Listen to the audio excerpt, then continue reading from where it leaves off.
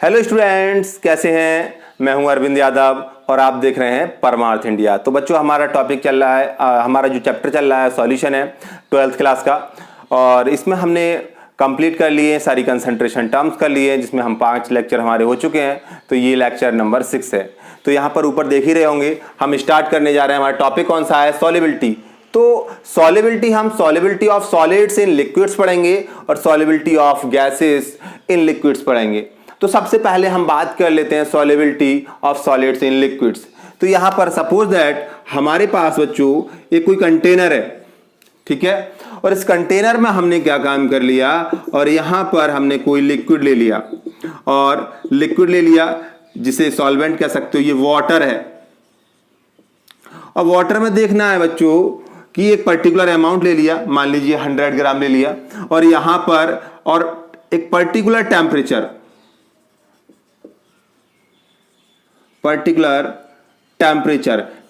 Change नहीं होना चाहिए बेटा। और हमने क्या काम किया, इसमें कोई सब्सटेंस डिसॉल्व करना स्टार्ट किया। और सब्सटेंस को डिसॉल्व करना स्टार्ट किया, तब तक डिसॉल्व करते हैं जब तक कि पूरा का पूरा सॉल्यूशन सैचुरेटेड नहीं हो जाए। सैचुरेटेड मतलब आप क्या है, एक गिलास ले लेते हैं और उस गिलास में हम क्या काम करते हैं, शरबत बनाते हैं। तो उसमें शुगर डिसॉल्व करते रहे, एक टाइम ऐसा आएगा शुगर जो होगी वो डिसॉल्व होनी बंद हो जाएगी। उस कंडीशन में हम क्या बोलते हैं कि जो हमने शरबत बनाया वो सैचुरेटेड हो गया, उसमें और ज्यादा अब क्या है, शुगर डिसॉल्व नहीं हो सकती। तो बच्चों, शुगर डिसॉल्व नहीं हो सकती, बट टेम्परेचर चेंज कर दिए जाए तो हो सकती है। बट हमने क्या बोला, एक पर्टिकुलर टेम्परेचर फिक्स टेम्परेचर पर हमने क्या काम किया, डिसॉल्व करना स्टार्ट किया। तो यहां पर ध्यान रखना है कि एक पर्टिकुलर टेम्परेचर पर फिक्स अमाउंट ऑफ सॉल्वेंट में जब किसी सब्सटेंस को डिसॉल्व करते हैं और एक क्या बनाते हैं, सैचुरेटेड सॉल्यूशन। तो हम उसे क्या बोलते हैं, जितना अमाउंट सॉल्यूट का डिसॉल्व हो जाता है या सब्सटेंस का डिसॉल्व हो जाता है, उसे हम क्या बोलते हैं, solubility of that substance. Okay बच्चों, ये हो गई बेटा सॉल्युबिलिटी की बात। तो सॉल्युबिलिटी क्या होती है? अब सॉल्युबिलिटी किस किस बातों पर डिपेंड करती है, कौन कौन सी चीजें हैं जो इसे अफेक्ट डालती हैं, ठीक है। तो एक एक करके हम बात कर लेते हैं सबकी, ठीक है बच्चों। इरेज कर देते हैं सभी।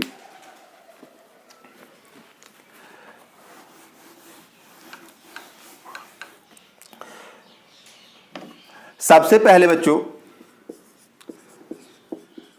Solute and solvent, nature of solute and solvent.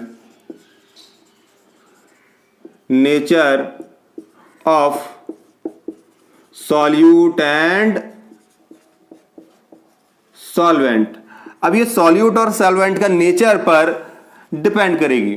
अब सॉल्यूट और सॉल्वेंट का नेचर, अब क्या बात करें हम सॉल्यूट और सॉल्वेंट की।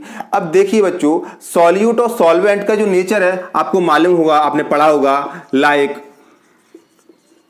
Dissolve like. इसका मतलब होता है कि जो जैसा होता है वैसे में ही डिसॉल्व होता है। भाई जिसका सॉल्यूट का जैसा नेचर होगा वो वैसे ही सॉल्वेंट में डिसॉल्व करेगा। यहां पर ध्यान रखिए, सपोज दैट अगर मैं बात कर लेता हूं NaCl की, और NaCl क्या है, एक आयनिक कंपाउंड है। क्या आयनिक? तो ये आयनिक कंपाउंड है, तो ये आयनिक कंपाउंड किस में डिसॉल्व होगा बच्चों, पोलर सॉल्वेंट में। पोलर सॉल्वेंट जैसे H2O है। अब H2O में देखा होगा, H2 थोड़ी सी बात करते हैं, HOH। तो यहां पर इसकी इलेक्ट्रोनेगेटिविटी ज्यादा होने की वजह से इसकी तरफ को इलेक्ट्रॉन क्लाउड शिफ्ट हो जाता है। तो यहां पर ये H2 क्या होता है, पोलर। तो ये ऐसा नहीं है कि H2 ही पोलर होता है, बहुत सारे पोलर सॉल्वेंट्स होते हैं। तो आयनिक कंपाउंड में क्या होता है बेटा, चार्ज होता है। तो ये क्या है, चार्ज वाले में ही डिसॉल्व हो सकते हैं, लाइक डिसॉल्व लाइक, ठीक है बच्चों। और यहां पर दूसरी बात करें हम नॉन पोलर की, क्या बच्चों, नॉन पोलर। और नॉन पोलर में हम एग्जांपल ले लेते हैं ऑर्गेनिक कंपाउंड की। क्या बच्चों, ऑर्गेनिक कंपाउंड की ले लेते हैं। चलो आयोडीन की बात कर लेते हैं। अगर आयोडीन है तो आयोडीन को आप डिसॉल्व करोगे तो इसे आप ईथर में ही डिसॉल्व कर पाएंगे, या फिर कोई ऑर्गेनिक सब्सटेंस इसके अलावा। आप सोचे कि पोलर सॉल्वेंट में डिसॉल्व कर लें, तो नहीं। तो यहां पर ये क्या है, आयनिक है, तो ये पोलर में डिसॉल्व होगा। ये कोवेलेंट है तो ये कोवेलेंट, यानी बात करें हम यहां पर ऑर्गेनिक सॉल्वेंट में ही डिसॉल्व होगा। तो ये लाइक डिसॉल्व लाइक वाली बात हो गई। चलो एक छोटी सी बात और करते हैं, एक हाइड्रेशन एंथैल्पी और एक यहां पर लैटिस एंथैल्पी। क्या बच्चों, हाइड्रेशन एंथैल्पी और लैटिस एंथैल्पी का भी इसमें बहुत बड़ा रोल होता है।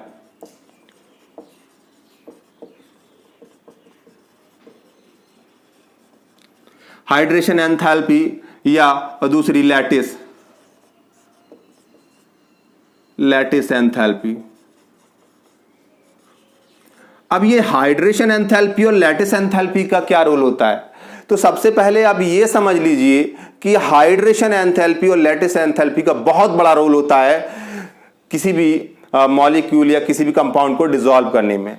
सपोज दैट अगर हम बात करते हैं यहां पर हमारे पास क्या है बच्चों, कोई भी एक कंपाउंड है, चलो हम NaCl की ही बात कर लेते हैं। तो NaCl क्या होता है, एक आयनिक कंपाउंड होता है और ये पूरा का पूरा एक लैटिस होता है NaCl का। उसमें NaCl पूरे में एक Na के चारों तरफ 6 Cl और Cl के चारों तरफ 6 Na वगैरह, पूरा का पूरा लैटिस होता है।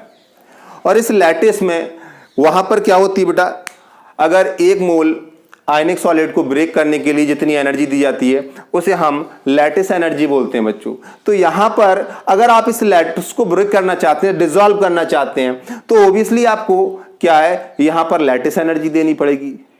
फिर हाइड्रेशन एनर्जी क्या है? हाइड्रेशन एनर्जी वो होती है अगर मान के चलिए हमने क्या काम किया, NaCl को वाटर में डिसॉल्व किया।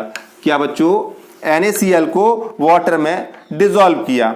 यहां पर हमने ये कंटेनर लिया और कंटेनर में हमने क्या, NaCl डाल लिया। तो NaCl में होता क्या है बच्चों कि जो Na है और Cl है, इस पर पॉजिटिव चार्ज, इस पर नेगेटिव चार्ज, तो यहां पर वाटर के मॉलिक्यूल क्या है, इस पर अटैक करना स्टार्ट कर देते हैं। ये ऑक्सीजन की तरफ से आके वाटर के मॉलिक्यूल जुड़ गए इस तरीके से और यहां इसे अपनी तरफ खींचने लगे, हाइड्रोजन हाइड्रोजन हाइड्रोजन इस तरीके से, और यहां पूरी तरीके से इसे घेर लेते हैं। और ये सोडियम जो है Na पॉजिटिव, इसके चारों तरफ से क्या है बच्चों, यहां पर वाटर के मॉलिक्यूल चिपक जाते हैं, यहां पर आके ऐड हो जाते हैं। तो इसे बोलते हैं कि हाइड्रेशन हो गया। क्या हो गया, हाइड्रेशन हो गया। सिमिलरली क्लोरीन के साथ भी ऐसा होता है, बट क्लोरीन नेगेटिव है। तो आपको मालूम होगा कि ये वाटर जो है HOH, इस पर पार्शियली पॉजिटिव होता है और इस पर पार्शियली नेगेटिव। तो पॉजिटिव नेगेटिव को अट्रैक्ट करेगी तो हाइड्रोजन की तरफ से क्या होगा, वाटर इससे अटैच होने की कोशिश करेगा। और लास्ट में क्या है, ये जो क्लोरीन है वो क्या है, इस तरीके से हाइड्रोजन हाइड्रोजन, यहां एक ऑक्सीजन ये लगी, एक ऑक्सीजन ये लगी और यहां पर एक ऑक्सीजन ये लगी। तो कंप्लीटली क्लोरीन क्या है, सब तरफ से सराउंड कर लिया जाता है। इस पूरे फिनोमेना में काफी अमाउंट में एनर्जी रिलीज होती है, that is known as hydration energy. पर ध्यान रखना, हाइड्रेशन एनर्जी ही इन्हें डिसॉल्व करने के लिए रेस्पॉन्सिबल है। अगर हाइड्रेशन एनर्जी लैटिस एनर्जी से ज्यादा है, क्या बेटा, if hydration energy is more than the lattice energy then dissolution takes place. तो किसी यहां पर बहुत ध्यान रखना है बेटे कि अगर हाइड्रेशन एनर्जी ज्यादा होगी और लैटिस एनर्जी से, तभी क्या होगी, कोई चीज क्या होगी उसमें डिसॉल्व हो सकती है, क्योंकि हाइड्रेशन एनर्जी क्या है, वही रेस्पॉन्सिबल है इसे सॉल्युबल कराने के लिए। चलो इसमें से कुछ नोट करना है तो नोट कर लो, फिर आगे बात करते हैं।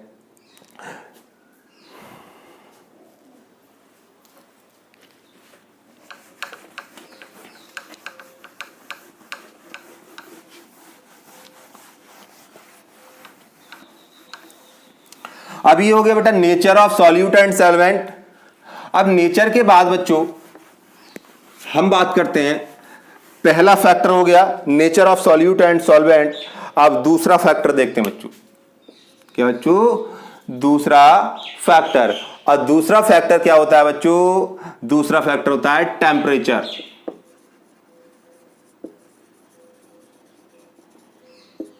टेम्परेचर अभी बाद में एक साथ लिखा भी दूंगा यहां पर बोर्ड पर साफ करके। टेम्परेचर है बच्चों।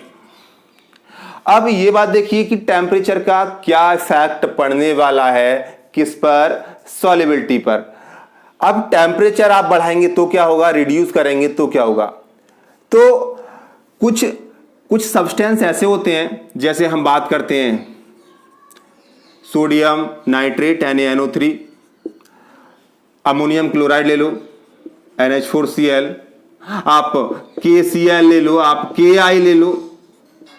ये ऐसे कंपाउंड्स हैं, अगर इन्हें आप डिसॉल्व करोगे तो इनका जो फिनोमिना होता है, इनका जो पूरी की पूरी मैकेनिज्म होती है वो एंडोथर्मिक होती है। क्या होती है बच्चों, एंडोथर्मिक।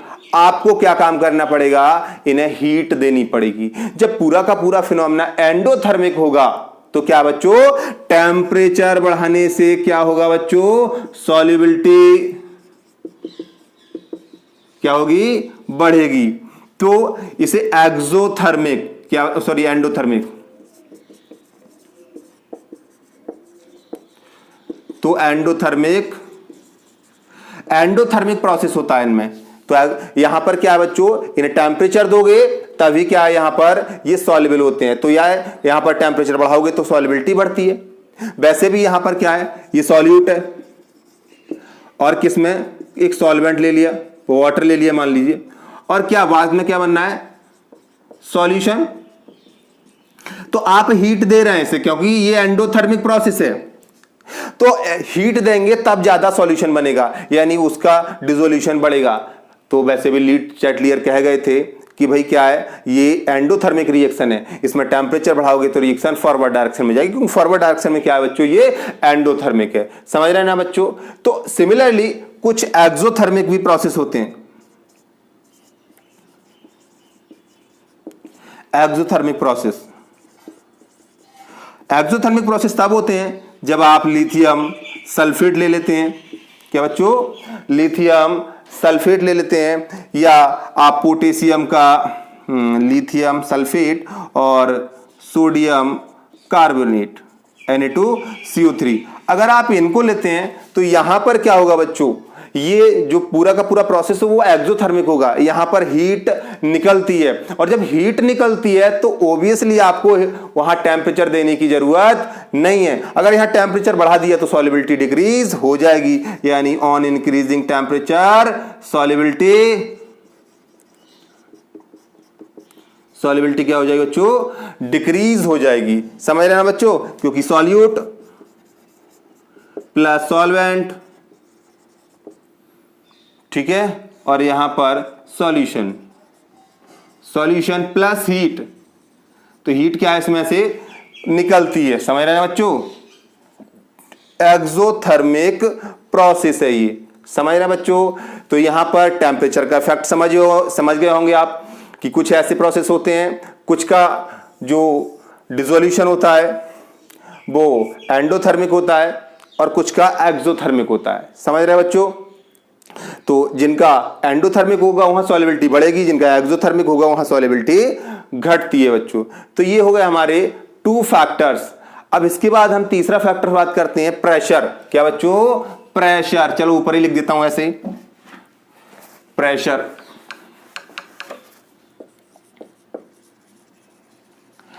प्रेशर, जब सॉलिड की बात करते हैं तो सॉलिड और लिक्विड पर प्रेशर का कोई भी इफेक्ट खास नहीं पड़ेगा, बहुत कम इफेक्ट इस पर पड़ता है, नेग्लिजिबल इफेक्ट होता है। तो प्रेशर बढ़ाने से कोई सॉल्युबिलिटी में विशेष अंतर नहीं आने वाला है, क्योंकि ये जो लिक्विड होते हैं और सॉलिड होते हैं इनकम्प्रेसिबल सब्सटेंस होते हैं, या फिर कहो इनकम्प्रेसिबल होते हैं, इन्हें आपस आप देखो कंप्रेस नहीं किया जा सकता। समझ रहे ना बेटा, वॉल्यूम तो दोनों का फिक्स होता ही है ना, तो कंप्रेस नहीं हो सकते, तो प्रेशर बढ़ाने से कोई सॉल्युबिलिटी नहीं बढ़ेगी। तो अब इन सबको अच्छी तरीके से लिख लेते हैं एक बार में, और फिर नोट कर लेना आप।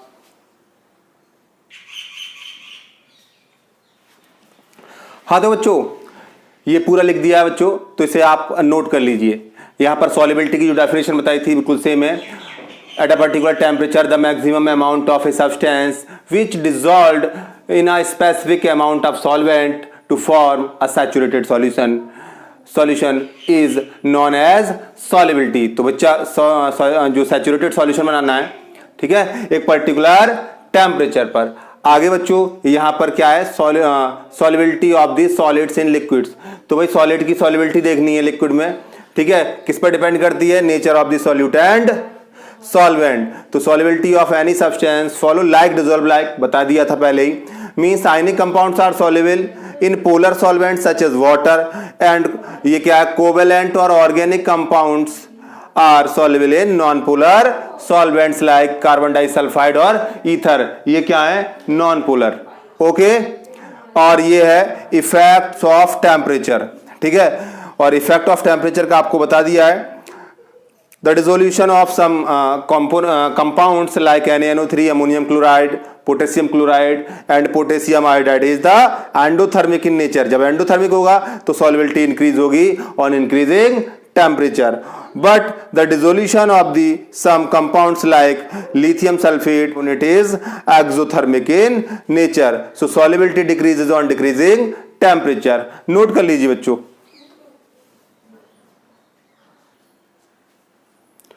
यहां पर देखिए बच्चों, इफेक्ट ऑफ द प्रेशर, तो प्रेशर का इफेक्ट भी अभी बताया था, तो प्रेशर का इफेक्ट भी इसे नोट डाउन कर लीजिए, पहले ही बता दिया है। प्रेशर का इफेक्ट बिल्कुल ना के बराबर होता है क्योंकि ये दोनों इनकम्प्रेसिबल होते हैं। अब बच्चों स्टार्ट करते हैं क्या, अब इसके बाद स्टार्ट करेंगे हम इससे आगे किसका, dissolution of gases in liquids. Okay बच्चों, तो इसे राइज करते हैं बच्चों।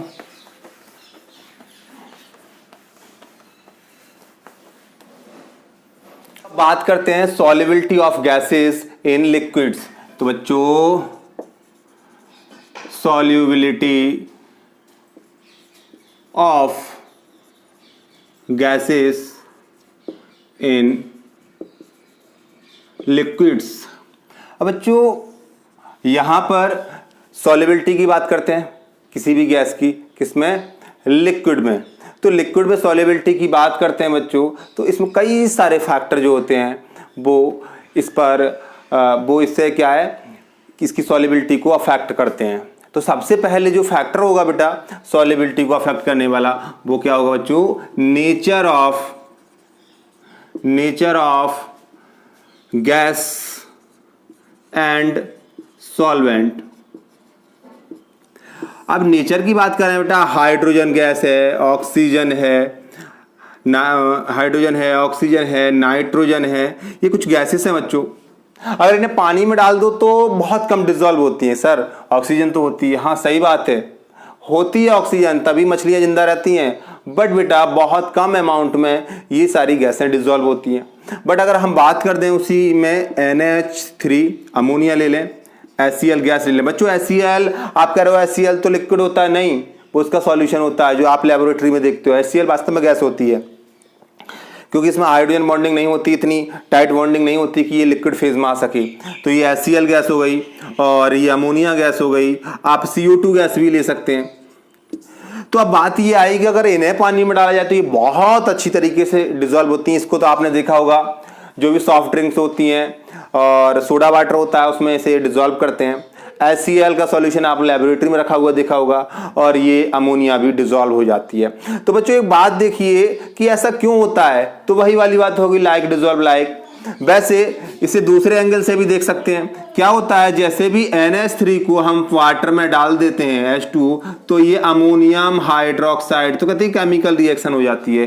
क्या बच्चों, अमोनियम हाइड्रोक्साइड बन जाता है NH4OH। सिमिलरली यहां पर क्या है, HCl जो है वो भी H2 के साथ डिसॉल्व होकर क्या बना लेगी, सॉल्यूशन बना लेगी। क्या, सॉल्यूशन, मतलब HCl जो भी सॉल्यूशन हमें मिलता है किसमें, लेबोरेटरी में, मतलब वाटर में मिला हुआ है H2, ठीक है, HCl प्लस H2 जो सॉल्यूशन बन जाता है। अगर हम CO2 की बात करें तो CO2 अगर डिसॉल्व करते हैं वाटर में तो यहाँ पर भी एक छोटी सी, यहाँ पर भी केमिकल रिएक्शन हो जाती है, H2CO3 बाइकार्बोनेट के बारे में आपने सुना होगा। वैसे तो ये अनस्टेबल होता है एसिड, पर बनता है। तो सॉल्युबिलिटी का ये भी रीजन है। वैसे कहते हैं कि लाइक डिसॉल्व लाइक।